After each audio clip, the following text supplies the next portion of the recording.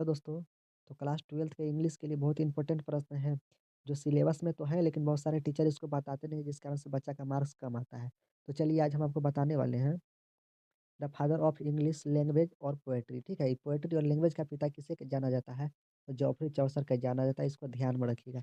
इस तरह के प्रश्न एग्जाम में हमेशा आता रहता है और एग्जामिनर देता रहता है और बहुत सारे बच्चे इसको पढ़ नहीं पाते। देखिए दूसरा प्रश्न यह है कि इंग्लिश ग्रामर का पिता किससे कहा जाता है? तो इंग्लिश ग्रामर का पिता जो होता है लिंडले मुर्रे को कहा जाता है।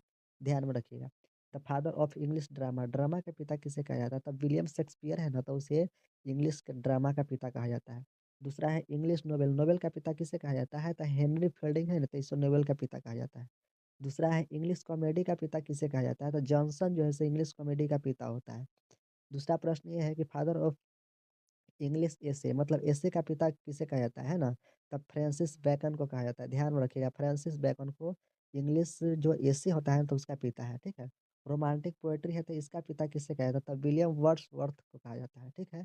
इसको ध्यान में रखिए, बहुत ही इंपॉर्टेंट है और हर बार एग्जाम में देता रहता है। इस साल भी संभावना है कि कुछ ना कुछ इसमें से एक दो प्रश्न देगा ही देगा। तो यही तीन चार पाँच को तो है ही है, ज़्यादा तो है नहीं, इसको ध्यान में रखिएगा। और ध्यान में रखने के बाद आपको इससे तीन चार पाँच नंबर में बढ़ जाए तो अच्छा रहेगा। तो चलिए, धन्यवाद।